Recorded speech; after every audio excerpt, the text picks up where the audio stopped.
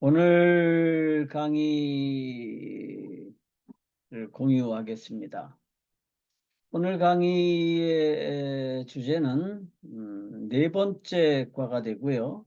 시간으로는 여섯 번째 시간인데 예수님의 십자가에 대해서 같이 한번 나눠보도록 하겠습니다. 이거 우리가 뭐 너무너무 여러 번 들은 얘기고 잘 아는 얘기고 뭐 그런 건데 다시 한번 우리가 살펴보면 상당히 의미가 있을 줄을 믿습니다. 왜 이카노? 잠깐만요. 화면 공유를 다시 하겠습니다.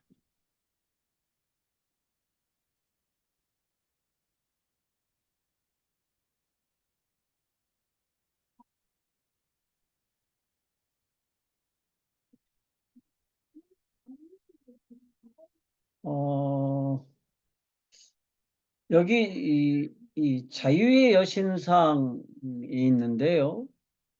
이거는 뭘 상징하죠? 자유의 여신상 그러면 제일 먼저 떠오르는 게 뭐예요? 뉴욕이라는 도시가 떠오르죠. 그래서 이 자유의 여신상은 뉴욕을 상징하기도 하고 미국을 상징하기도 하죠. 요거는 뭘 상징하죠? 요거는 의사들을 상징하죠. 청진기입니다. 그래서 요것 가지고 이제 의사들이 아픈 사람들을 진료하죠. 그래서 이렇게 주머니에 청진기를 꽂고 있으면 저 사람은 의사다 라는 거 알 수 있고요. 또 대부분 이렇게 청진기를 꽂고 있는 의사들은 내과 의사들이죠. 어, 뭐 신경과라든지 뭐 외과 이런 사람들은 이거 안 써요. 요건 우리가 뭐라 그래요? 요건 십자가입니다. 십자가는 뭘 상징하나요? 십자가는 기독교를 상징하고요. 구원을 상징하죠. 예수님을 상징하기도 합니다. 이렇게 다들 상징들이 있어요. 근데 이 십자가라고 하는 게 원래 이렇게 예쁜 상징이 아니죠. 이렇게 목걸이처럼 예쁜 상징은 아닙니다. 그 원래 십자가는 뭘 상징하는 거예요? 죽음을 상징하는 겁니다. 원래 십자가는 사람을 죽이는 사형 도구예요. 사형의 형틀입니다. 근데 기독교는 십자가로 상징이 돼요. 십자가 그러면 뭐예요? 그러면 기독교고요. 십자가 그러면 예수님이에요. 이거는 누구나 다 아는 거예요. 이걸 모르는 사람은 아무도 없습니다. 그런데 여러분, 이 십자가는 예수님의 죽음을 상징하는데 이 교주의 죽음을 내세우는 종교가 있나요? 어제가 석가탄신일이었습니다. 어제가 석가탄신일이었는데 석가모니가 뭐 탄생했다는 거는 굉장히 우리가 중요하게 기념하지만 석가모니가 어떻게 죽었는지에 대해서는 그렇게 크게 관심이 없고 또 석가모니가 언제 죽었는지도 관심이 없어요. 그죠? 근데 석가모니는 언제 죽었느냐? 언제 죽었죠? 80세에 죽었어요. 그러니까 석가모니 되게 오래 살았어요. 당시에 80세를 살았으니까. 왜 죽었느냐? 유마경이라고 하는 경전이 있습니다. 그 유마경이라는 경전에 따르면 상한 돼지고기를 먹었어요. 그러니까 어떤 여자 신도가 이제 소위 말하는 시주라는 걸 하잖아요. 근데 이제 그 시주한 음식 중에 돼지고기가 좀 상했었대요.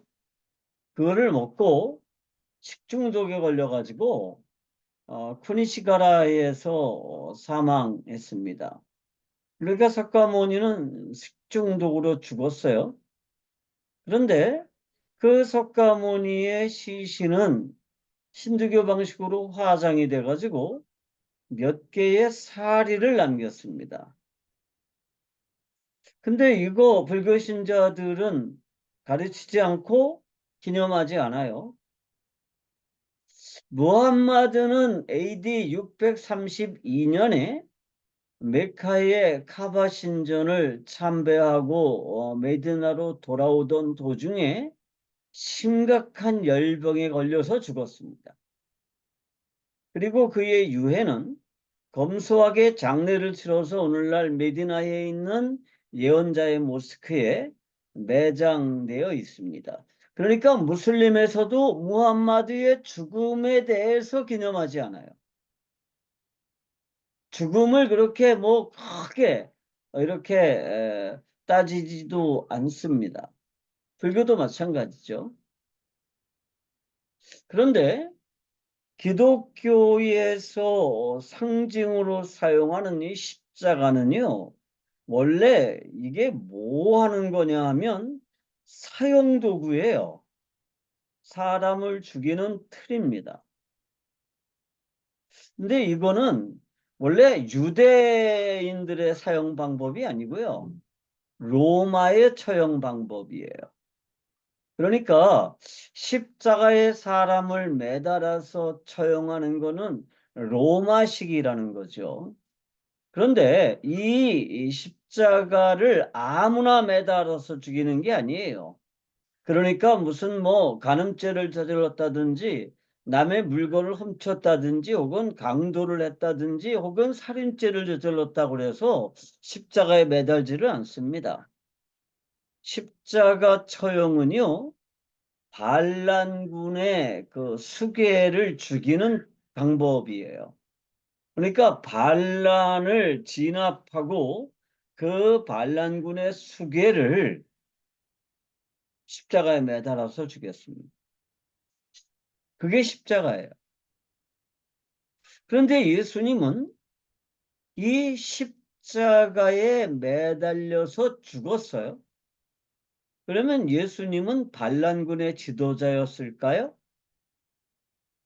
이게 이제 오늘날 이야기의 핵심이 되겠습니다.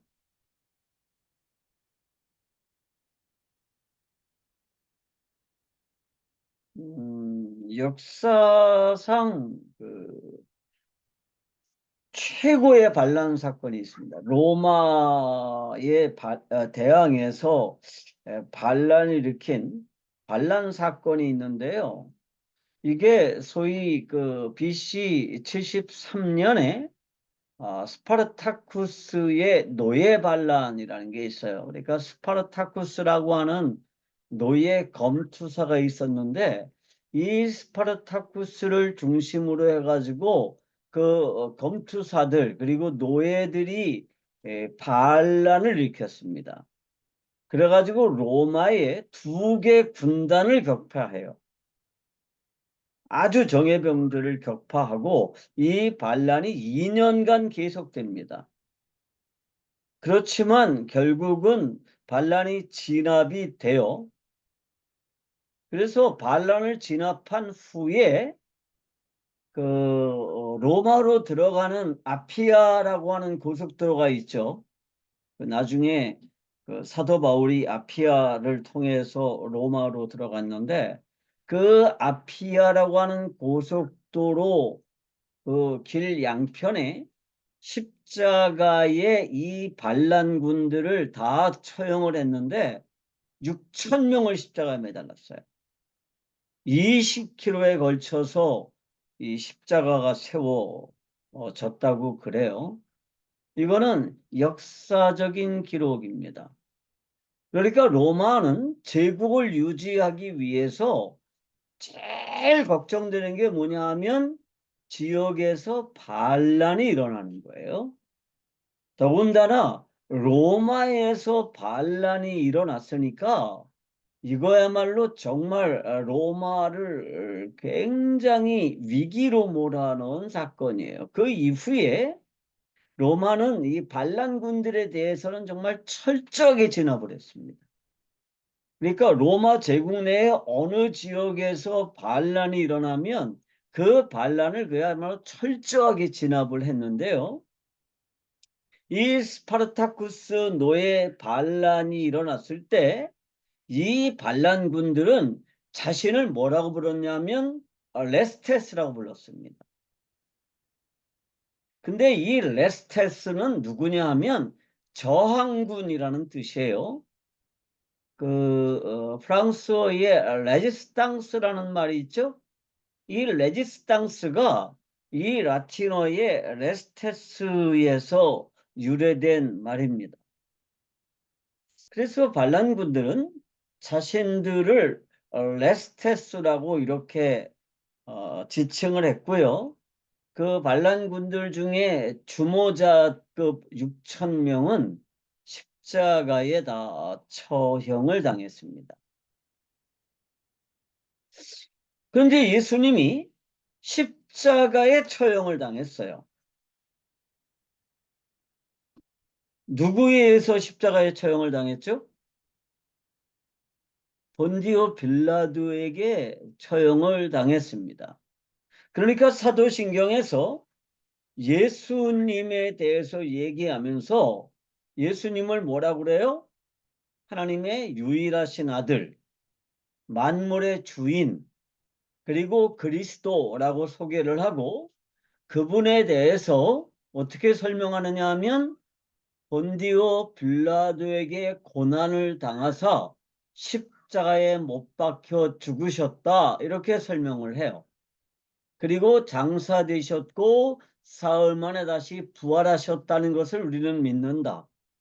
이게 사도신경에서 이제 예수님에 대한 고백이에요. 그런데 왜 사도신경은 본디오 빌라도라고 하는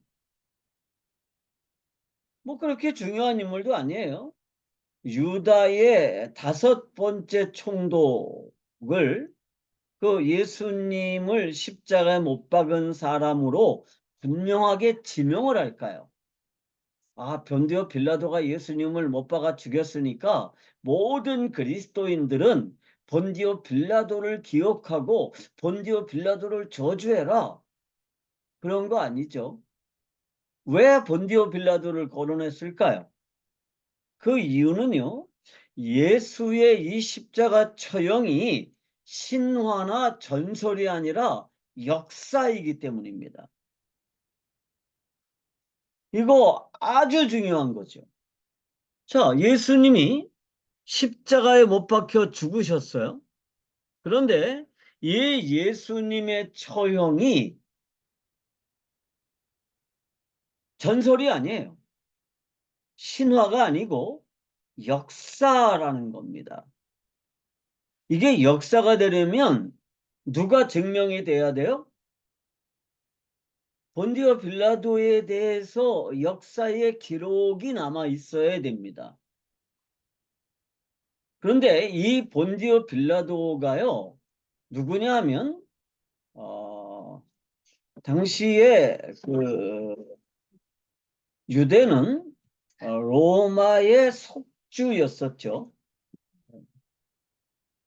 우리가 역사를 조금 살펴봐야 됩니다.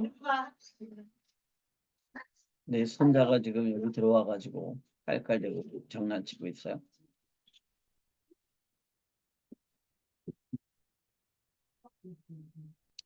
대헤롯이 죽고 나서 그 아들인 헤롯 아켈라오가 유다와 팔레스타인의 왕이 됐어요. 그랬는데 이 헤롯 아켈라오가 굉장히 악행을 했어요. 정치를 그야말로 포악하게 해가지고 로마의 티베리우스 황제가 이 아켈라오 왕을 왕위에서 끌어내려서 프랑스로 유배를 보냈어요. 그래서 그때부터 이 유다는 로마의 속주가 됐습니다. 그러니까 로마에는 속주들이 있고 로마에 속한 왕국들이 있어요. 그런데 유다는 이제 더 이상 왕국이 아니라 로마의 속주가 됐는데 이 로마의 속주의 다섯 번째 총독으로 부임을 한 거예요. 그런데 요 앞에 총독이 베스파누스라고 하는 총독인데요. 이 총독이 굉장히 억압적인 정치를 폈어요. 그래서 유대인들이 조금만 반란을 일으킬 기미가 보이면 뭐 가차없이 진압을 하고 세금도 가혹하게 걷고 막 이런 정책을 펴니까 계속해서 반란이 일어나는 거예요. 갈릴리를 중심으로 해가지고. 그래서 이 총독을 해임하고 좀, 좀 유연한 사람으로 빌라도를 보냈습니다. 그래서 빌라도가 총독이 됐는데 빌라도에게 주어진 가장 커다란 책무가 뭘까요? 반란이 일어나지 않도록 하는 거예요. 반란이 일어나지 않도록 유대인들을 잘 통치하라고 하는 그 책무를 가지고 있었습니다. 그래서 타키투스라고 하는 사람의 연대기가 있어요. 타키투스 연대기라고요. 이게 AD 56년에서 그 뒤에 좀 쓰여졌는데 몇 년까지라고 하는 건 없어요. 근데 이 타키투스 연대기에 이 빌라도에 관한 이야기가 일부 기록이 남아 있습니다. 그리고 그 타키투스 연대기에 따르면 그리스도가 티베리우스 황제 시절에 본디우 빌라도에게 처형을 당했다라고 하는 기록이 있어요. 이건 타키투스 연대기에 나오는 기록입니다. 티베리우스 황제는 AD 14년부터 37년까지 로마 제국을 통치한 그러한 황제예요. 그러니까 예수님의 죽음이라고 하는 게 그냥 그리스도인들의 신념이라든지 뭐 그런 곳에서만 존재하는 게 아니라 역사 기록으로도 존재하고 증명된다는 거예요. 그런데 이 빌라도에 관해서 성경에만 자세하게 기록이 돼 있고 다른 역사서에는 그렇게 자세한 기록이 없어요. 아까 말한 타키투스 연대기의 한 두 구절 외에는 기록이 없었는데 그래서 이제 많은 사람들이 이 빌라도가 실존한 인물이 아니라 기독교에서 꾸며낸 이야기일 수 있다. 이런 이야기들이 굉장히 많았습니다. 그런데 AD 64년에 그 유다의 가이사라라고 하는 것을 이제 발굴하는 과정에서 그 가이사라에 있는 그 운동장, 그러니까 콜로세움이죠. 그 로마의 경기장의 계단석에서 이거를 발견했어요. 오른쪽에 있는 이 돌을 하나 발견했는데 이게 계단의 층계석으로 쓰이던 어, 그 비석입니다. 근데 거기에 이렇게 쓰여 있습니다. 제가 이 괄호를 친 부분은 깎여 나간 부분이에요. 그렇지만 대강의 뜻을 맞춰보면 이렇게 되어 있어요. 존엄하고 신성하신 황제께 티베리움을 헌정합니다. 그런 거죠.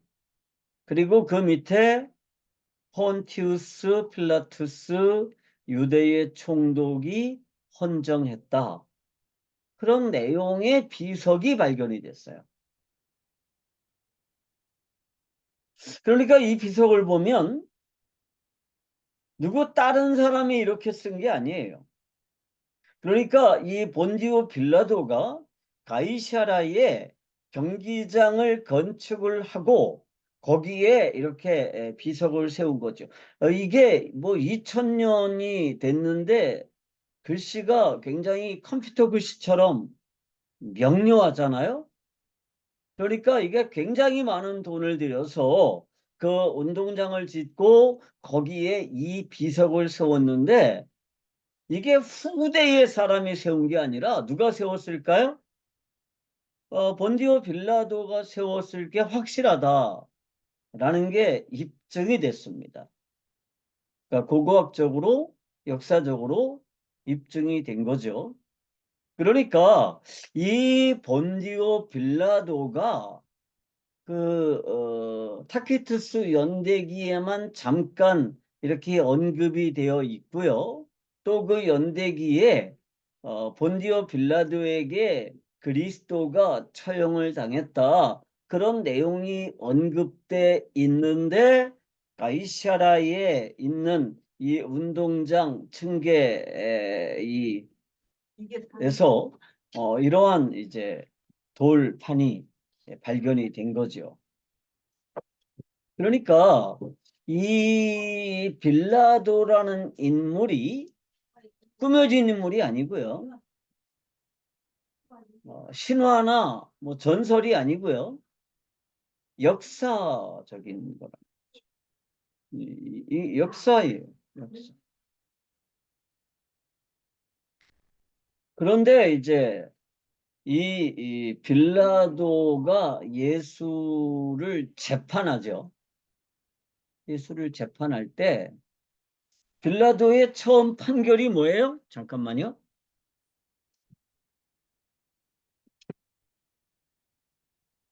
빌라도의 처음 판결은요, 이렇게 되어 있습니다. 누가복음 23장 14절에서 16절에 이렇게 말하죠. 빌라도가 예수를 심문하고 난 뒤에 이르되 너희가 이 사람이 백성을 미혹하는 자라 하여 내게 끌고 왔도다. 보라, 내가 너희 앞에서 신문하였으되 너희가 고발하는 일에 대하여 이 사람에게서 죄를 찾지 못하였고 헤롯이 또한 그렇게 하여 그를 우리에게 도로 보내었도다. 보라, 그가 행한 일에는 죽을 일이 없느니라. 그러므로 때려서 놓겠노라. 이렇게 이제 빌라도가 판결을 내립니다. 여기에 중요한 의미가 있죠. 빌라도는 당시 총독이었습니다. 이 총독의 제일 첫 번째 관심사가 뭐죠? 반란을 방지하는 일이고요. 반란이 일어나면 진압하는 일입니다.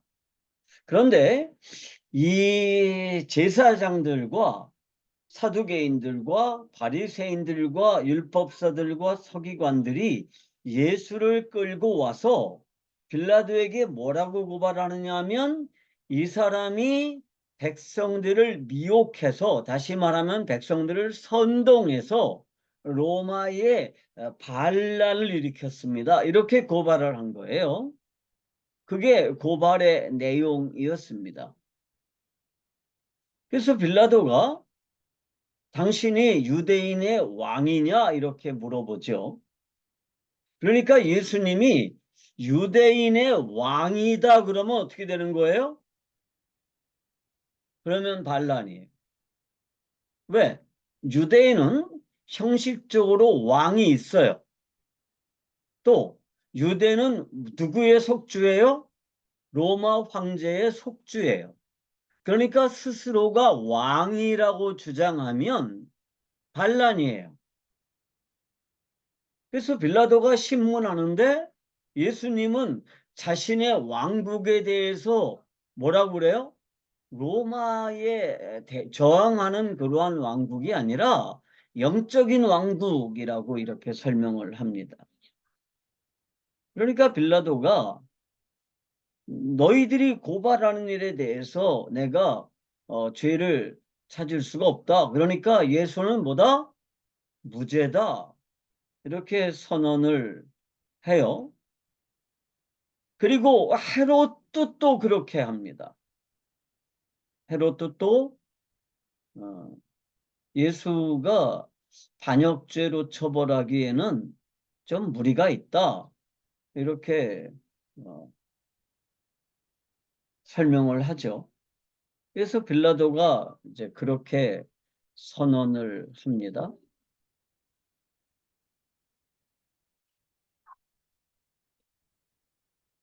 근데 반란군이 있죠. 그 반란군이 누구예요?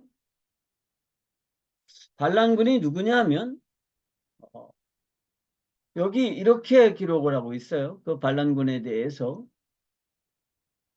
유다서 6절입니다. 또 자기 지위를 지키지 아니하고 자기 처소를 떠난 천사들을 큰 날의 심판까지 영원한 결박으로 흑암에 가두셨으며 라고 하는 내용이 있습니다. 자, 여기 보면 자기 지위를 지키지 않고 자기 처소를 떠난 천사들이 있다고 그래요. 이게 뭔 뜻이죠? 그러니까 자기 지위가 있어요. 그리고 자기가 있어야 될 장소가 있어요. 근데 거기를 떠났어요. 천사들 중에. 그게 누굴까요? 그게 마귀와 그의 부하들이죠. 마귀의 지위는 뭐예요? 여호와의 영광을 호위하는 것입니다. 그런데 마귀가 여호와의 영광을 호위하는 자기의 자리를 떠나서 자기의 영광을 어떻게 하는 거예요? 여호와의 영광과 같게 하려고 시도를 한 거죠. 그러한 영적인 존재들이 있었다는 거예요. 우리가 그 영적인 존재를 뭐라고 부르죠? 마귀, 사단이라고 부르고요. 또 루시퍼라고 부르죠. 그리고 마귀 사단과 함께 이 처소를 떠나고 자기 지위를 떠난 그런 천사들을 우리가 귀신들이라고 불러요. 그 존재들을 우리가 뭐라고 그러냐 하면 반란군이라고 부르는 거예요. 누구에 대해서 반란을 일으킨 거예요? 하나님을 향해서 반란을 일으킨 겁니다. 하나님의 영광을 자기가 도둑질하려고 하고 하나님의 영광을 강탈하려고 시도를 한 거죠. 그리고 하나님은 그들을 어떻게 해요? 영원한 큰 날의 심판 때까지 영원한 결박으로 흑암에 가두셨다. 그렇게 유다서에 기록을 하고 있습니다. 그런데 이 마귀가 어떤 일을 해요? 창세기 3장 5절에서 6절에 의하면 아담을 찾아오죠. 이브를 찾아와요. 그래서 이브와 아담에게 어떻게 말해요? 어떻게 유혹하죠? 너희가 그것을 먹는 날에는 너희 눈이 밝아 하나님과 같이 되어 선악을 알 줄을 하나님이 아심이니라. 이렇게 유혹을 해요. 자, 여기서 선악을 알게 된다는 게 무슨 뜻일까요? 아직도 이 선악을 안다는 게 윤리 도덕적인 선과 악을 구별한다라고 이해하는 분들이 있어요. 근데 그거는 잘못이 아니에요. 아니, 윤리 도덕적으로 뭐가 선한 일이고 뭐가 나쁜 일인지를 아는 게 왜 그게 죄죠? 하나님이 그거 하지 말라고 그러신 건가요? 우리가 성경을 그렇게 이해하면 이 원죄라고 하는 개념이 이해가 안 돼요. 이 반역이라는 개념이 이해가 안 돼요. 그런데 이 선이라고 하는 거는 제가 여러 번 설명을 했기 때문에 다시 자세하게 설명하진 않겠지만 이 선은 그 히브리어에서 토브라고 하는 단어를 써요. 이 토브는 언제 사용하느냐 하면 하나님이 천지를 창조하실 때 이 물질우주를 창조하실 때마다 어떻게 하셨어요? 땅과 하늘을 나누시고 또 태양을 만드시고 달을 만드시고 별들을 만드시고 이 모든 과정을 다 마치신 뒤에 하나님 보시기에 좋았다라고 기록을 하고 있어요. 또 하나님께서 이 지구에 식물을 만드셨어요. 그러니까 물과 땅을 나누신 뒤에 식물을 만드시고 그것도 하나님 보시기에 좋았어요. 또 하나님께서 공중의 새와 땅에 기는 짐승들을 만드시고 하나님 보시기에 좋았어요. 인간을 만드시고 하나님 보시기에 좋았어요. 이 하나님 보시기에 좋았다라고 하는 말이 뭐냐? 그게 토브예요. 근데 이 토브라는 말은 어떤 의미냐면 하나님의 창조 목적에 딱 맞게 만들어졌다는 뜻이에요. 그러니까 공간과 물질을 창조하고 물과 땅을 나누시고 그 다음에 하늘의 별을 만드시고 태양을 만드시고 달을 만드시고 이 모든 것들이 하나님의 그 목적에 딱 맞게 만들어졌다는 뜻입니다. 다시 말하면 존재 목적에 합당하게 만들어졌다는 거죠. 식물도 마찬가지고 물고기도 마찬가지고 공중의 새들도 마찬가지고 땅에 기어다니는 짐승들도 마찬가지고 인간도 마찬가지로 이 모든 것들이 하나님의 창조 목적에 합당하게 만들어졌다는 뜻입니다. 지난주에 예수님이 창조주라는 것을 설명하면서 모든 만물은 누구를 위해서 창조되었다? 그를 위하여 창조되었다 그랬습니다. 그런데 이 그를 위하여 창조되었다는 게 무슨 뜻이냐 하면 창조 목적이 그를 위해서 있다는 뜻입니다. 그것을 뭐라고 하느냐 하면 하나님의 창조 목적에 합당하다라고 하는 거예요. 그런데 우리가 존재 목적을 내가 정하게 되면 어떻게 될까요? 하늘과 하늘에 있는 별, 하늘에 있는 태양, 하늘에 있는 달, 이 모든 것들의 존재 목적을 내가 정하고 물과 땅을 나누는 것을 내가 정하고 식물의 존재 목적을 내가 정하고 모든 조류와 물고기와 또 모든 가축들, 짐승들의 존재 목적을 내가 정하게 되면 그리고 내 존재 목적을 내가 정하게 되면 어떻게 되는 거예요? 그러면 내가 하나님이 되는 거예요. 이것을 우리가 뭐라 그러냐면 선악을 알게 된다는 뜻입니다. 그러니까 여기서 선악을 안다라고 하는 뜻이요. 그냥 지식이 생겼다라는 게 아니고요. 철이 났다는 뜻이 아니고요. 선과 악을 내가 나누게 되었다라는 뜻이에요. 그리고 인간은 이 선악을 알게 하는 나무의 열매를 먹고 난 뒤에 어떻게 됐어요? 자기 자신을 선과 악을 나누는 중심에 두었습니다. 그래서 만물은 누구를 위해서 존재해야 돼요? 나를 위해서 존재해야 돼요. 만물의 존재 목적은 누구를 위한 거예요? 나를 위한 것이에요. 만물의 존재 목적은 나를 위해서. 근데 그게 안 되죠. 그래서 인간의 삶이 고통스러운 거예요. 모든 게 인간을 위해서 존재해야 되는데 만물은 인간을 위해서 존재하지 않아요. 그래서 인간의 삶이 고통스럽죠. 그렇지만 여전히 인간은 만물이 나를 위해서 존재해야 된다고 생각을 하고 하나님의 영광을 드러내기 위해서 존재해야 되는 인간이 자신의 영광을 드러내기 위해서 존재하게 되었다는 것입니다. 이것을 우리가 뭐라고 그래요? 이것을 반란이라고 그래요. 그런데 이 반란을 일으킨 게 누구예요? 마귀예요.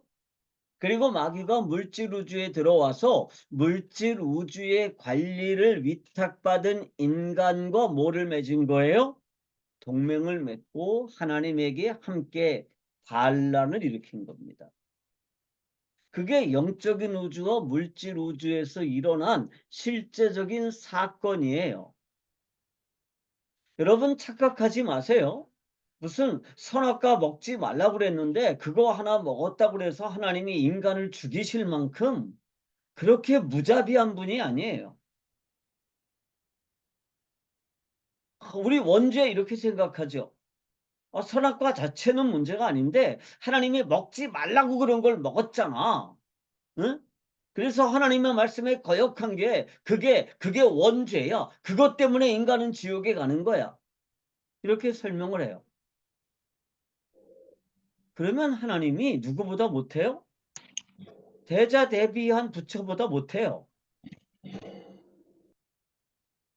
저보다도 못해요. 나 내 아들이 말 안 듣는다고 죽인 일 없거든.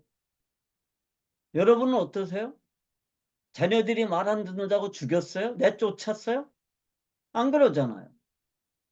그런데 어떻게 하나님을 우리가 그렇게 이해를 하죠? 아니에요.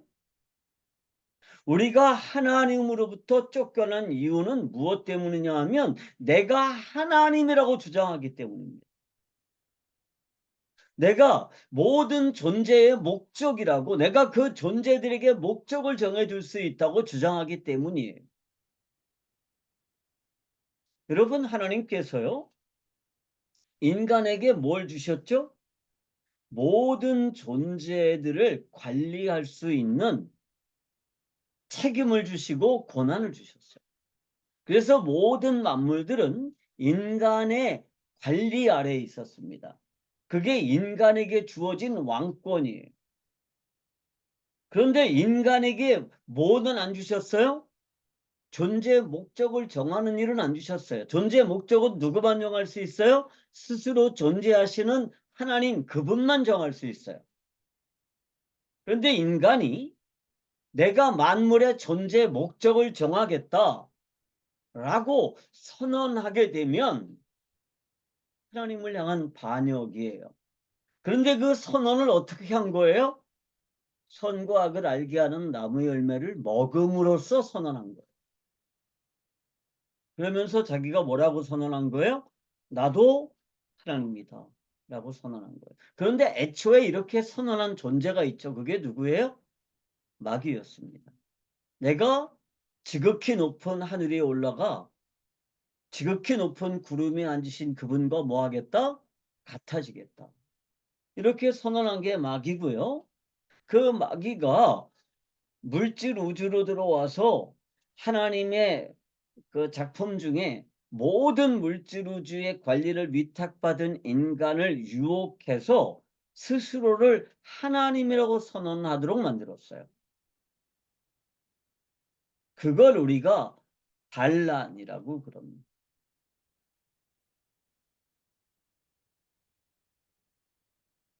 로마서 1장 21절 23절 한번 볼까요? 이렇게 돼 있죠. 하나님을 알되 하나님을 영화롭게도 아니하며 감사하지도 아니하고 오히려 그 생각이 허망하여지며 미련한 마음이 어두워졌나니 스스로 지혜 있다나 어리석게 되어 썩어지지 아니하는 하나님의 영광을 썩어질 사람과 새와 짐승과 기어다니는 동물 모양의 우상으로 바꾸었느니라 그랬습니다. 자 여기 보면 인간은요 인간이 하나님의 영광을 반영하기 위해서 창조되었다는 것을 알았습니다. 그것을 하나님을 알되라고 설명했어요. 그러니까 하나님이 어떤 분인지를 알았다는 뜻도 있지만 인간이 누구인지를 알았다는 뜻도 있습니다. 그러니까 인간은 하나님의 영광을 반영하는 존재라는 사실을 알면서도 어떻게 해요? 하나님을 영화롭게 아니했습니다. 다시 말하면 하나님의 영광을 반영하지 않았어요. 또 인간은 하나님을 예배하기 위해서 창조되었다는 사실을 알면서도 하나님을 어떻게 해요? 예배하지 않습니다. 그 말을 감사하지 않는다라고 성경은 기록한 거예요. 감사한다는 말하고 예배한다는 말은 같은 의미죠. 그러니까 인간이요. 어떻게 했느냐? 하나님의 영광을 드러내고 하나님을 예배하기 위해서 내가 존재한다는 사실을 알면서 어떻게 하느냐 하면 이걸 바꾼 거예요. 하나님의 영광을 반영하지 않고 하나님을 예배하지 않아요. 그러면서 어떻게 하느냐 하면 하나님의 영광을요. 썩어질 사람과 짐승과 기어다니는 동물 모양의 우상으로 바꿨어요.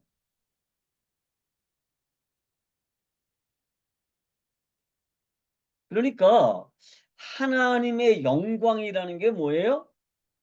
하나님의 형상입니다. 하나님의 본질이에요. 그런데 그 하나님의 본질을 인간이 반영해야 되는데 그 하나님의 본질을 뭐로 바꿨느냐 하면 피조물들의 하나로 바꿔버렸어요. 근데 그게 왜 그렇게 됐느냐 하면 생각이 허망해지고 미련한 마음이 어두워졌어요. 그래서 어리석게 됐습니다. 다시 말하면 내가 하나님이 되겠다라고 생각을 했어요. 이게 허망한 생각입니다. 그런데 내가 하나님이 되겠다라고 선언하는 그 순간에 인간은 어떻게 됐냐면 지혜로워진 게 아니라 어떻게 됐어요? 어리석어졌습니다. 창세기 3장 6절에 이렇게 돼 있어요. 여자가 그 나무를 본즉 먹음직도 하고 보암직도 하고 지혜롭게 할 만큼 탐스럽기도 한 나무인지라 여자가 그 열매를 따먹고 자기와 함께 있는 남편에게도 주매 그도 먹은지라. 그러니까 인간이 이거 먹으면 지혜로워져서 모든 만물의 존재 목적을 자기가 정해줄 수 있을 거다라고 생각을 했습니다. 내가 하나님이 될 수 있다. 그런데 어떻게 해요? 어리석어졌죠. 그 결과 어떻게 해요? 하나님을 피조물 중에 하나로 낮추고 자기 자신을 하나님과 동등하게 두었습니다. 자, 어제가 석가모니 탄신이래요. 불교에서는요, 모든 만물이 동등해요.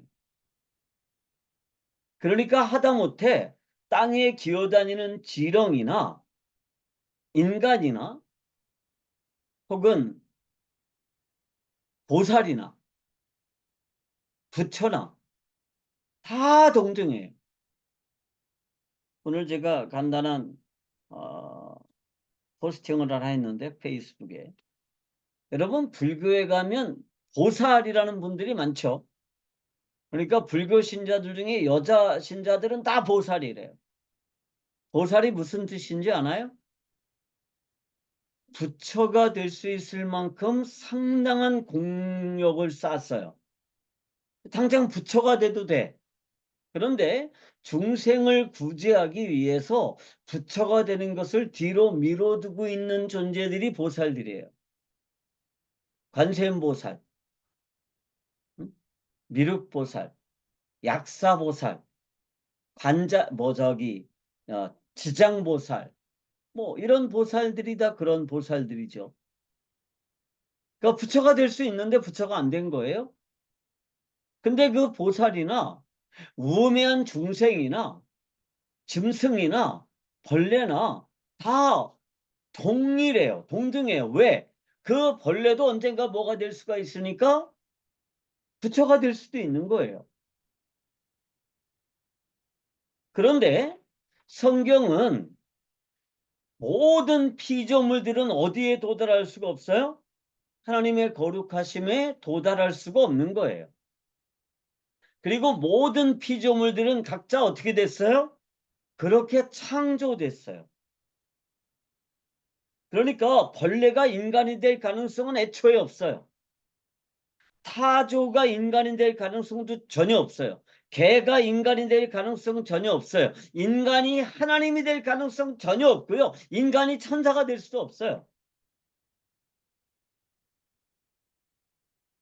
더군다나 인간이 존재의 목적을 정하는 하나님이 될 수는 없는 거예요. 그런데 이 인간이 정말 허망한 마음을 품었어요. 생각이 허망해졌습니다. 하나님을 영화롭게 하지 않고 감사하지도 않고, 다시 말하면 하나님의 영광을 드러내지 않고 하나님을 예배하지 않았어요. 그러면서 오히려 생각이 허망해졌습니다. 스스로 하나님이 되겠다라고 생각했어요. 그거를 우리가 뭐라고 부르느냐? 그거를 반란이라고 부르고요. 인간의 원죄가 그거예요.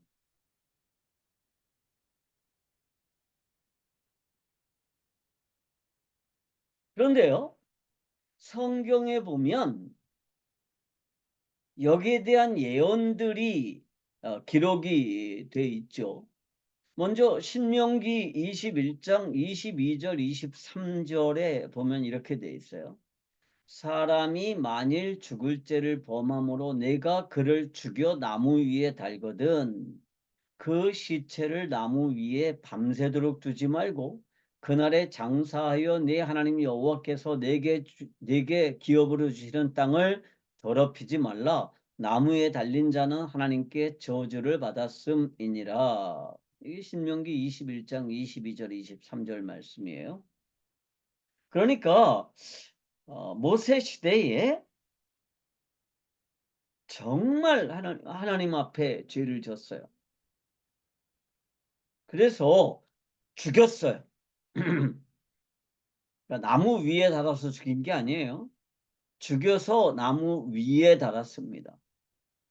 그러면 그 나무 위에 달은 시체를 밤새도록 거기 두지 말고 그날의 땅에 장사해서 땅을 더럽히지 말라는 거예요. 왜냐하면 나무에 달린 자는 하나님께 저주를 받은 자이기 때문입니다. 그러니까 나무에 달린 자를 그 나무 위에 계속 놔두면 그 땅이 함께 저주를 받는다라는 거예요. 여기서 이 저주를 받는다는 말을 제가 그 성경적인 세계관을 제일 첫 번째 강의할 때 이렇게 설명을 드렸습니다. 이 저주라는 말이 히브리어로는 아라르라는 단어를 써요. 이 아라르는요, 영원한 관계의 단절입니다. 그러니까 내가 하나님이라고 선언하게 되면 다시는 하나님 앞에 나갈 수가 없어요. 그걸 우리가 뭐라고 부르느냐? 저주라고 부르죠. 그래서 마귀는 하나님 앞에 회개할 수가 없습니다. 마귀는 구원받을 방법이 없어요. 자신의 죄를 회개할 수가 없어요. 돌이킬 수가 없습니다. 왜냐하면 저주를 받았기 때문입니다. 그래서 이 나무에 달린 자를 뭐라고 표현하느냐? 저주를 받은 자라고 표현을 해요. 그런데 갈라디아서 3장 13절은 이렇게 기록합니다. 그리스도께서 우리를 위하여 저주를 받은 바 되사 율법의 저주에서 우리를 속량하셨으니 기록된 바 나무에 달린 자마다 저주 아래 있는 자라 하였습니다. 이렇게 설명을 해요. 자, 그리스도께서 우리를 위하여 저주를 받으셨습니다. 우리가 사실은 하나님에게 저주를 받아야 되죠. 왜? 하나님께 반란을 일으켰기 때문입니다. 하나님께 일으킨 반란은요, 그냥 내가 잘못했습니다. 그런다 그래서 없어지는 게 아니에요. 반란을 일으켰다가 포기한다고 그래서 반란이 없어지는 것도 아니에요. 반란이 진압됐다 그래서 없어지는 것도 아니에요. 반란을 일으키면 반드시 뭐 해야 돼요? 죽여야 돼요. 그것을 우리가 뭐라고 표현하느냐면 율법의 저주라고 표현합니다. 여러분, 왜 율법은요, 희생 제물을 죽일까요? 왜 희생 제물을 죽이죠?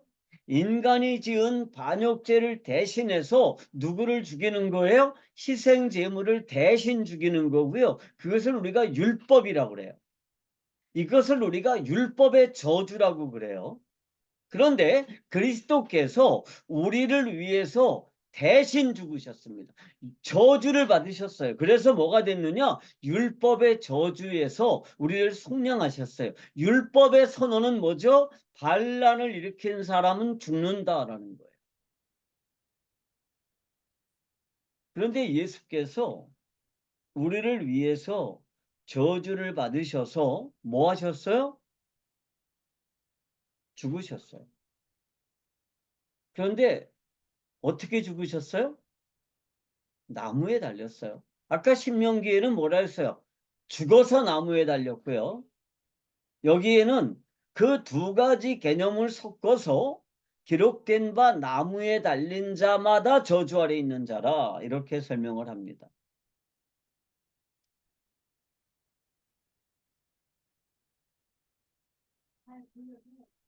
시편 22편 15절에서 18절은 우리가 예수 그리스도의 고난과 관련해서 너무나도 잘 아는 내용이죠.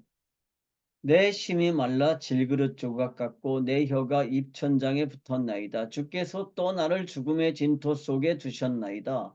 개들이 나를 에워쌌으며 악한 무리가 나를 둘러 내 수족을 찔렀나이다.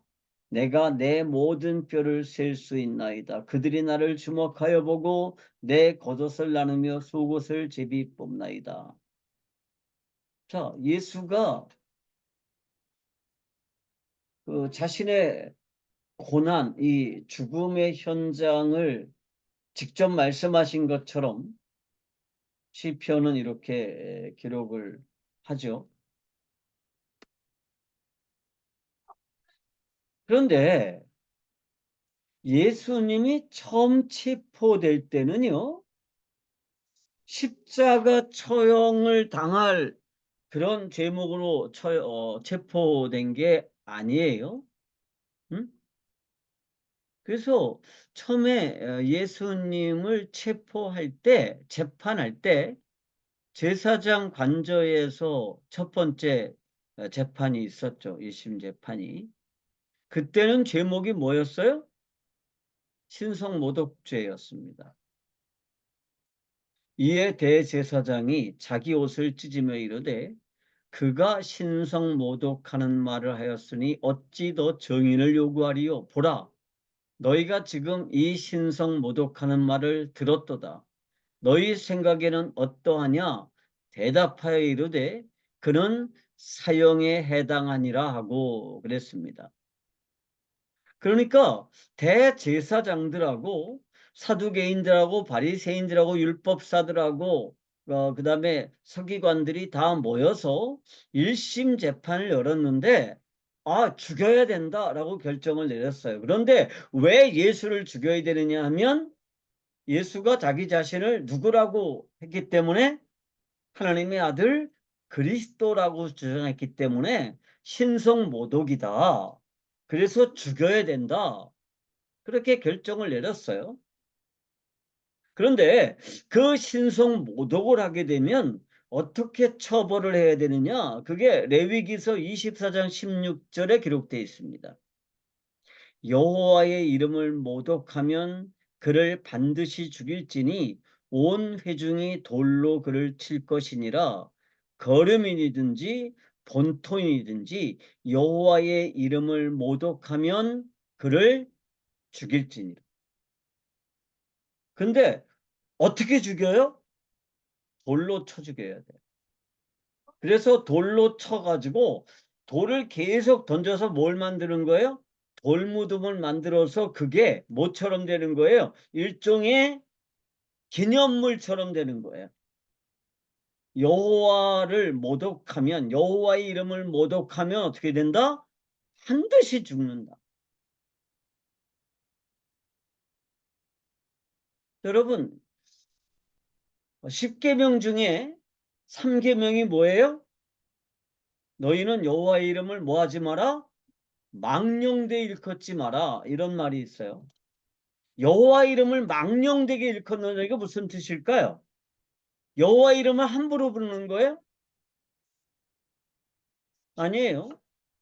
그런 의미도 있지만 자기 자신을 여호와의 수준에 놓는 거예요.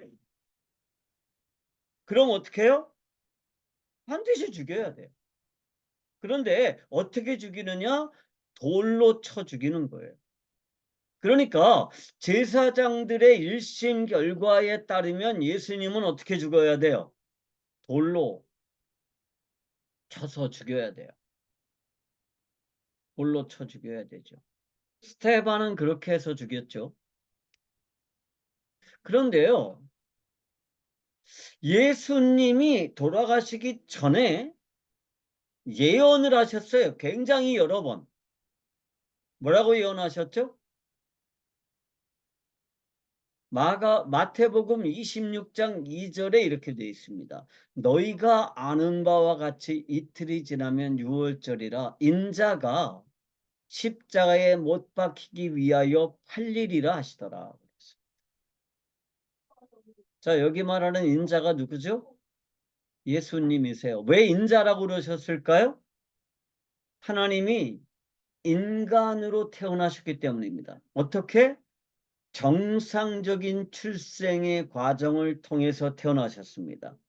누구를 통해서? 여인의 자궁을 통해서 10개월 만에 태어나셨어요. 잉태는 어떻게 하셨어요? 성령으로 잉태되셨지만 아주 정상적인 과정을 통해서 이 세상에 태어났어요. 인간으로. 그렇기 때문에 뭐 할 수가 있어요? 인간의 죄를 대신할 수 있어요. 그래서 예수님은 자기 자신을 인자라고 불렀습니다. 그런데 그 예수님이 십자가에 못 박힐 거라는 사실을 이미 예언하셨어요. 그런데 실제로 예수님이 처음 체포된 그 제목에 따르면 예수님은 돌에 맞아 죽어야 되는데 예수님은 자기 자신이 돌에 맞아 죽는다라고 예언하지 않고 뭐라고 예언하셨어요? 십자가에 못 박힐 거다. 이렇게 예언하셨어요.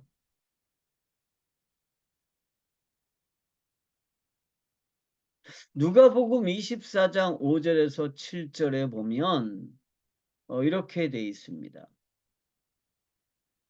여자들이 두려워 얼굴을 땅에 대니 두 사람이 이르되 어찌하여 살아있는 자를 죽은 자 가운데서 찾느냐 여기 계시지 않고 살아나셨느니라.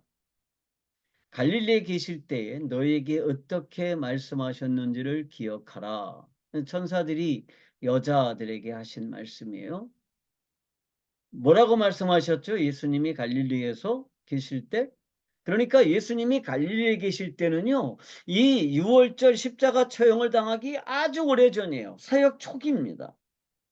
그때 예수님이 이렇게 말씀하셨어요. 이르시기를 인자가 죄인의 손에 넘겨져 십자가에 못 박히고 제3일에 다시 살아나야 하리라 하셨느니라. 그러니까 예수님이 이미 갈릴리에서 사역하실 때 예수님의 인기가 절정이었어요. 그때 예수님이 제자들에게 죄인의 손에 넘겨져서 인자가 죄인의 손에 넘겨져서 십자가에 못 박힌다. 그리고 제3일에 다시 살아날 거다. 그렇게 예언하셨다는 거예요. 왜 예수님은 자기가 십자가에 못 박히실 거라는 것을 예언하셨을까요? 그냥 최고로 고통스럽게 죽을 거다. 그런 뜻으로 예언하신 걸까요? 원래대로 하면 돌에 맞아 죽어야 돼요.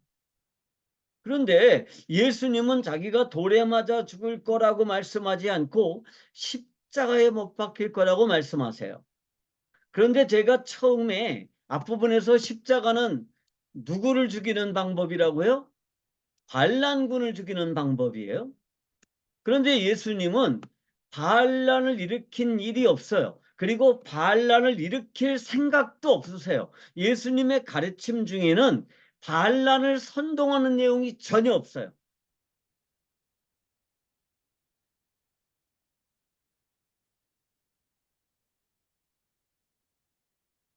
제사장들이 1차로 판결을 내려요. 예수 죽여야 된다라고 판결을 내리죠. 그리고 이제 빌라도에게 끌고 가서 빌라도에게 예수를 고발하는데 그때는 제목이 확 바뀌어요. 그때는 신성모독죄가 아니라 뭐라고 바꿔요? 반란이라고 바꿔요. 그래서 누가복음 23장 2절에 고발하여 이르되 우리가 이 사람을 보매 우리 백성을 미혹하고 가이사에게 세금 바치는 것을 금하며 자칭 왕 그리스도라 하더이다 하니 이렇게 돼 있습니다. 그러니까 뭐 정말 분명한 반란군이죠. 백성을 미혹해요. 그래서 뭐라고 미혹해요? 가이사에게 세금 바칠 필요 없다. 우리가 왜 카이사르에게 세금을 바치느냐? 라고 백성들을 선동했다는 거예요. 자, 로마 황제가 속주에 대해서 최고의 관심은 뭐예요? 세금이에요. 그러니까 속주들에서 세금을 걷는 거는 로마의 재산이 아니라 황실의 재산이에요. 근데 예수가 이 세금 바칠 필요 없다고 했다는 거예요. 또 자칭 왕이라고 그랬다는 거예요. 누구의 왕? 유대인의 왕. 그것을 제가 지난주에 그리스도를 뭐라고 부른다고 그랬어요? 왕이라고 부른다고 그랬죠. 그리스도는 왕이라는 의미예요. 제사장이라는 의미도 있고 선지자라는 의미도 있다고 그랬습니다.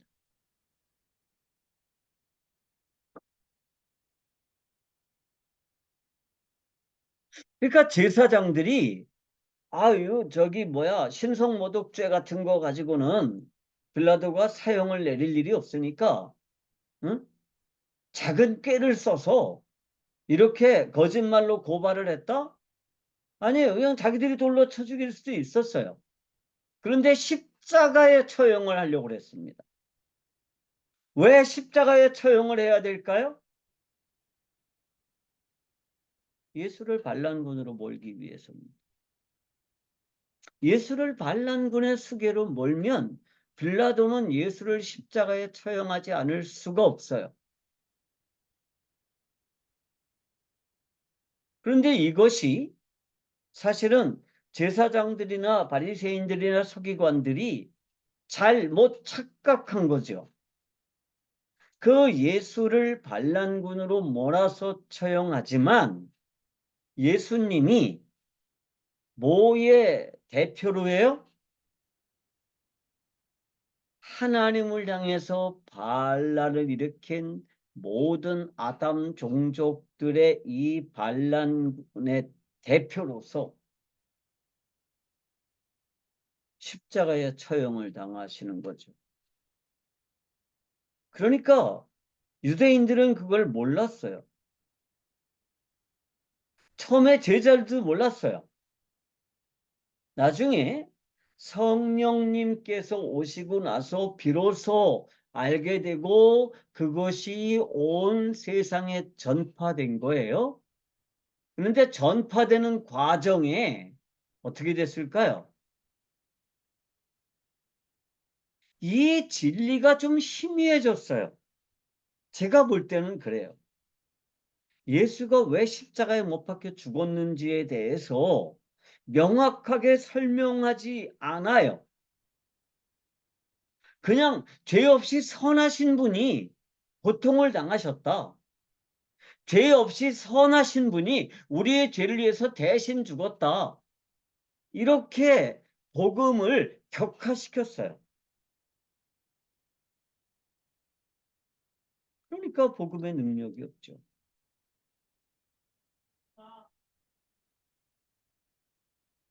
예수님은요, 그리스도로 이 세상에 오셨습니다. 이 세상에 오셔서 정말 선하게 살고 아무런 죄를 짓지도 않고 너무너무 순결하기 때문에 그리스도가 되신 게 아니에요. 그분은 그리스도로 이 세상에 오셨습니다. 그리고 그분은 자신의 직임을 위해서, 다시 말하면 자신의 왕권을 회복하기 위해서 또 백성들을 구원하기 위해서 하나님의 의에 대해서 전파하기 위해서 모든 인간을 대신에 처형을 당하신 거예요. 그런데 그 인간은 누구냐? 하나님을 향해서 반란을 일으킨 인간들입니다.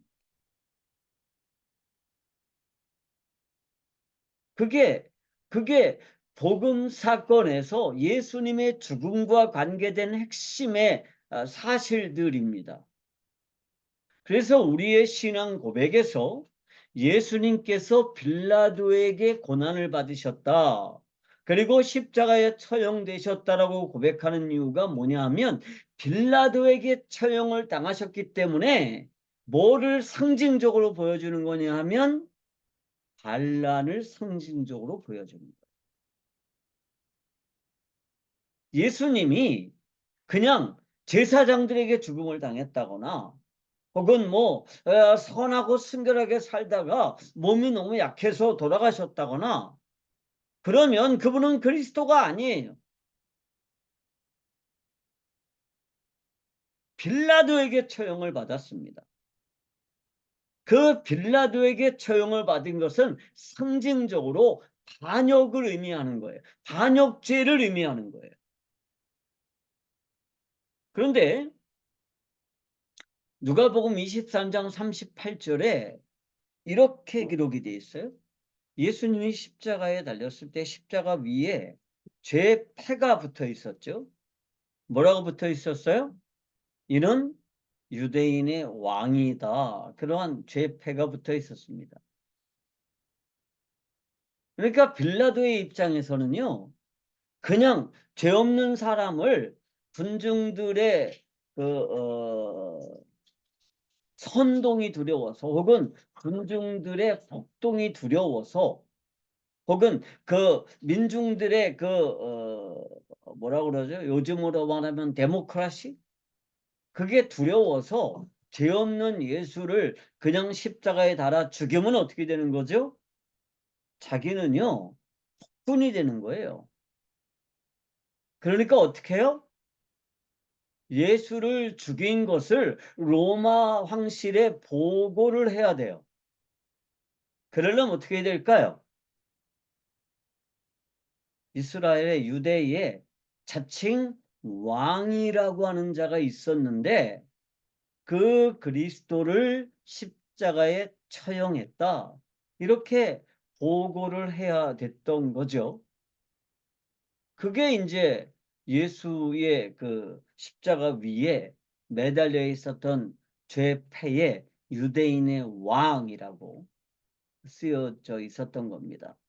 그래서 그 유대인의 왕이라고 그러니까 제사장들이 그러지 말고 자칭 유대인의 왕이라고 좀 바꿔주세요.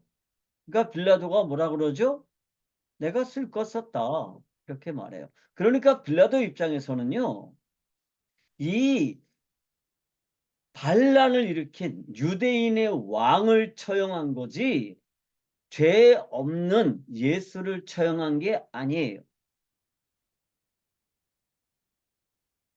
그게 이제 역사적인 팩트입니다. 그런데 예수님은 반란을 일으킨 일이 없죠. 그리고 반란을 조직한 일도 없고 반란을 선동한 일도 없어요.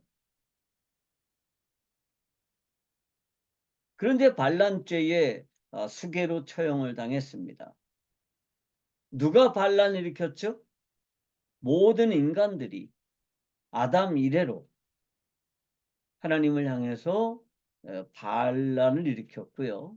그 반란죄의 대가가 뭐예요? 죽음이고요. 그 반란죄의 대가를 지불하시기 위해서 반란죄를 저지른 일이 없는 예수께서 대신 처형되신 겁니다. 이 반란죄와 상관이 없이 세상에 오셔야 했기 때문에 그분은 어떻게 오셨어요? 성령으로 잉태되셨어요. 그리고 인간으로 오셨기 때문에 어떻게 태어나셨어요? 인간으로 태어나셨어요. 제가 지난 월요일 날 울산으로 또 내려왔는데요. 지금 제 아들 집에서 강의하고 있습니다. 오다가 이제 그 경주의 남산이라는 데 잠깐 등반을 좀 하고요. 올라가면서 뭐를 보려고 올라갔냐면 그 경주의 남산에는 불교 유적들이 정말 아주 뭐 널려 있어요. 바윗돌마다 그 마애불들이 있고요. 그다음에 그 석불들이 굉장히 많습니다. 그래서 그런 것들 좀 이렇게 살펴보려고 남산에 올라갔다가 내려오면서 잠깐 계림에 갔었습니다. 그랬더니 계림에 대한 설명이 바뀌었어요. 그러니까 예전에는 정말 터무니없었죠. 그러니까 그 숲에서 다구는 소리가 나서 가니까 큰 알이 있었고 그 알을 왕에게 바쳤는데 그 말을 깨니까 거기에서 사내 아이가 나왔고 그 사내 아이가 김알지 왕이다. 이렇게 예전에는 설명을 했어요. 근데 그게 너무 터무니없으니까 지금은 설명이 바뀌었더라고요. 그 문화해설사가 이제 설명을 하는데 이렇게 말해요. 게임에서 닭이 울었대요. 하도 닭 우는 소리가 신비로워가지고 왕이 사람을 보내가지고 알아보게 했더니 가니까 닭이 한 마리 날아갔는데 거기에 뭐가 있었냐면 금괴짝이 있었다는 거예요.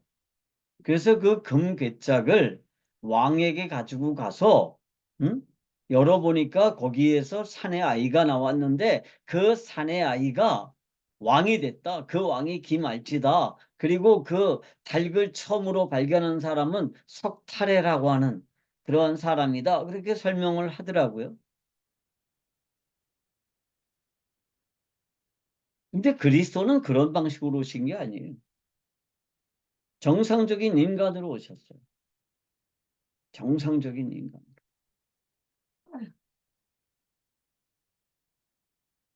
그래서 그분은요. 정상적인 인간으로 오셨지만 무엇으로 오셨느냐? 그리스도로 오셨습니다. 그리고 인간이 저지른 이 반란 죄를 대신해서 십자가에 처형을 당하신 거죠. 그리고 이 십자가 처형은 뭐를 상징하는 거라고요? 뭐를 상징하는 거냐면 반란죄의 수괴라는 것을 상징하는 것입니다.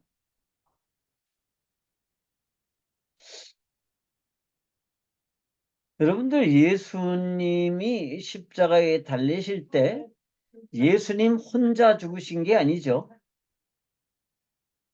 좌우에 강도 두 사람이 같이 십자가에 못 박혔다라는 사실 여러분 다 아시잖아요. 그 어떤 분은 예수님이 반란군으로 죽으셨는데 예수님하고 같이 죽은 사람들은 강도들 아닙니까? 이렇게 질문하더라고요. 근데요. 이 강도라고 하는 이 표현, 그러니까 마태복음 27장 37절 38절에 이렇게 기록이 돼 있어요. 그 머리 위에 이는 유대인의 왕 예수라 쓴 죄패를 붙였더라. 그리고 그 밑에 38절에 이때에 예수와 함께 강도 둘이 십자가에 못 박히니 하나는 우편에 하나는 좌편에 있더라 그랬습니다. 자, 예수님과 함께 강도 둘이 십자가 못 박혔어요.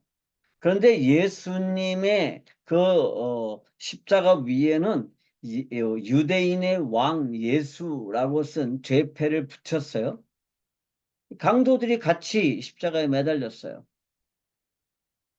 근데 우리말 성경엔 강도라고 되어 있지만 사실은 헬라어 성경에는 이 강도라는 말을 레스테스라고 그랬습니다.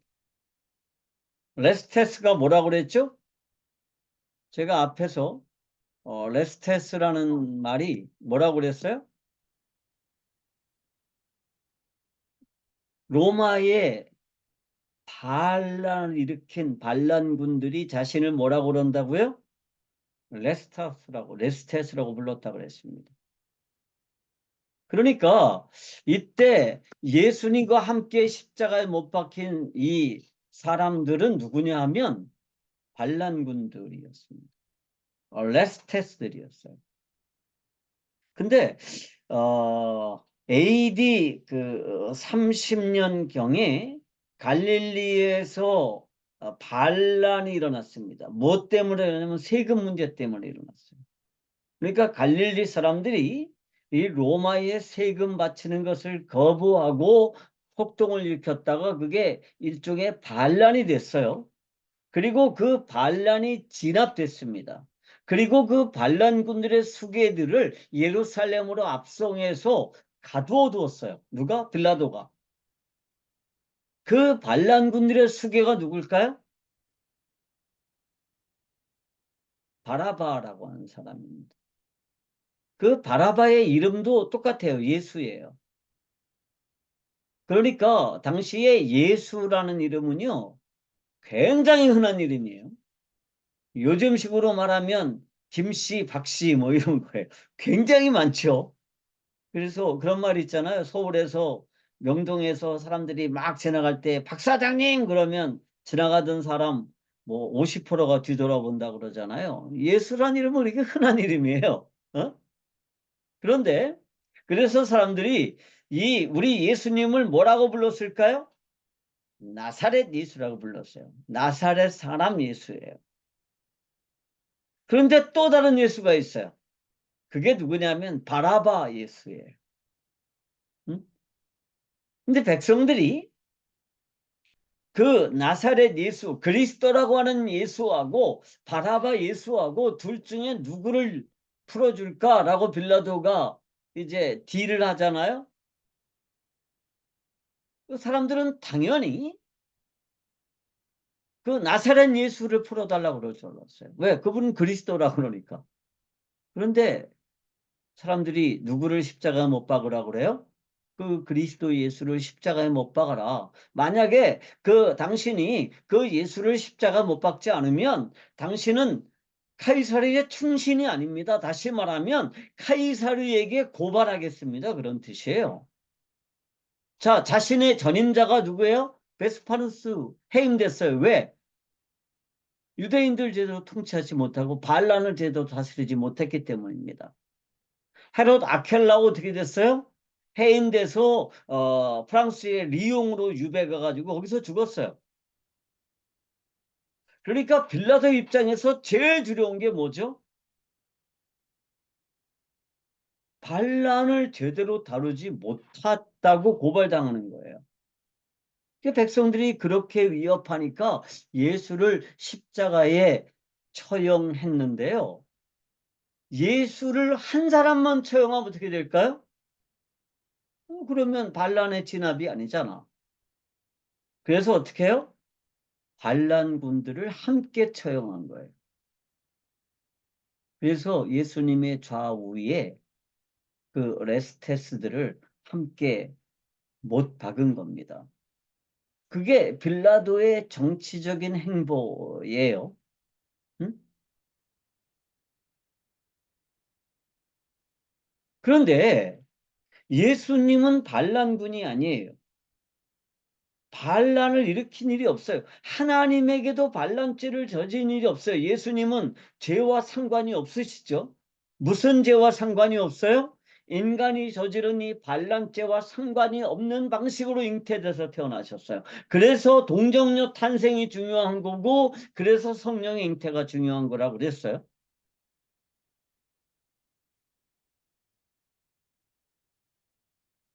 그래서 예수님은 십자가에 못 박혀 죽었습니다.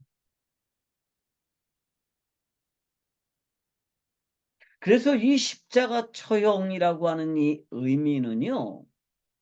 이거를 단순한 고통이라고만 보면 이건 정말 이 복음을 제대로 이해하지 못하는 거예요. 그리고 예수님의 이 처형이 억울한 죽음이라고만 이해하는 것도 안 돼요. 예수님은요, 인간이 저지른 이 반역죄를 감당하기 위해서 그리스도로 이 세상에 오셨습니다.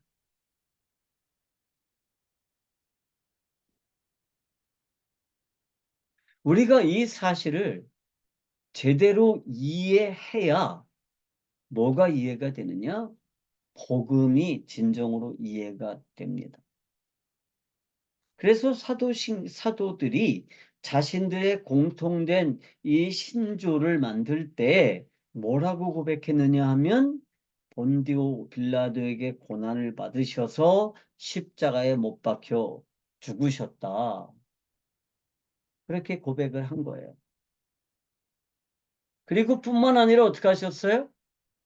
예수님은 장사되셨습니다. 땅에 묻히셨죠. 왜 장사되셨을까요? 인간으로 죽으셨기 때문입니다. 하나님의 아들이세요. 그렇지만 예수님 스스로 말씀하시기를 뭐라고 말씀하세요? 자기 자신을 인자라고 말씀하셨습니다. 그리고 예수님은 왜 십자가에 못 박히셨느냐? 인간으로서 인간의 반역죄를 대표해서 십자가에 못 박히셨습니다. 그렇기 때문에 반드시 뭐 해야 돼요? 모든 인간들이 가야 되는 그 길로 가야 돼요. 그래서 땅에 묻히시고.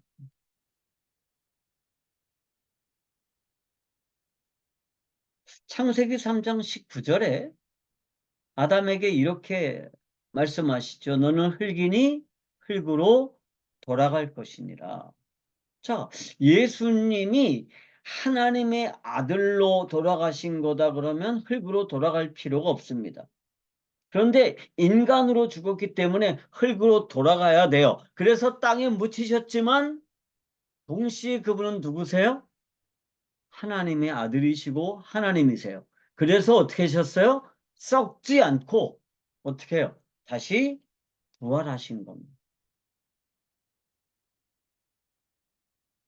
그것을 고린도전서 15장 47절은 이렇게 설명하죠.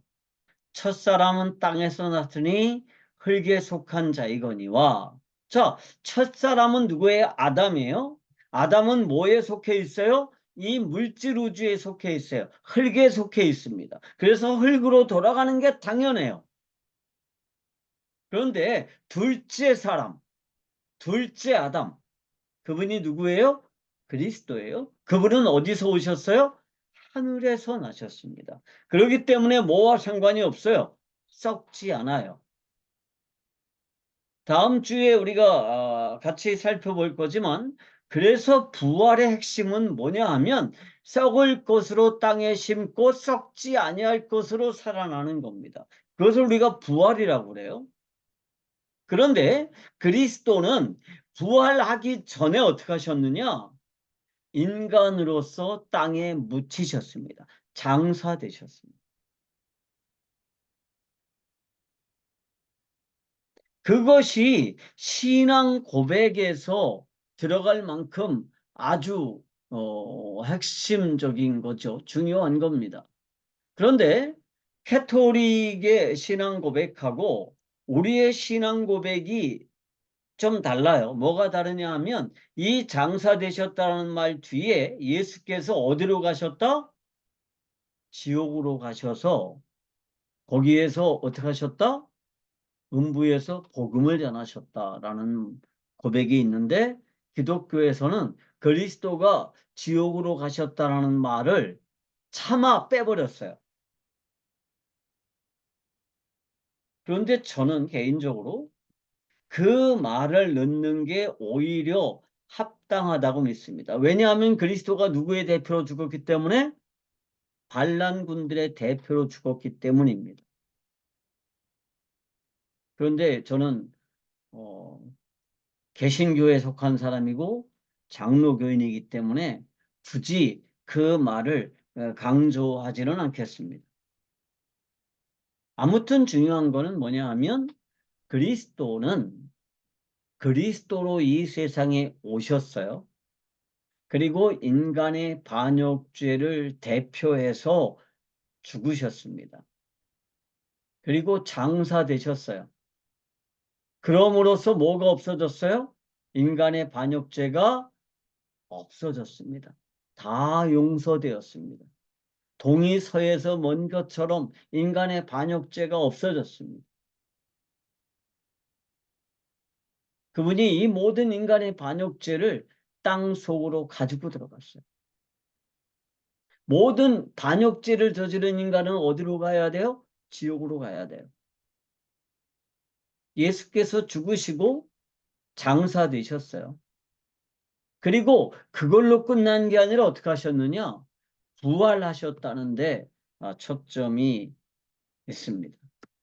그래서 다음 주에는 우리가 예수님이 부활하신 문제에 대해서 성경을 좀 더 깊게 이렇게 다뤄보려고 합니다.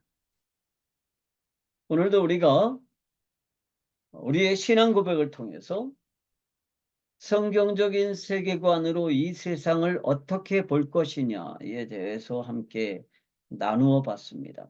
이 강의가 정말 우리 교회들을 건강하게 세우는 일에 귀하게 쓰여질 수 있기를 바랍니다.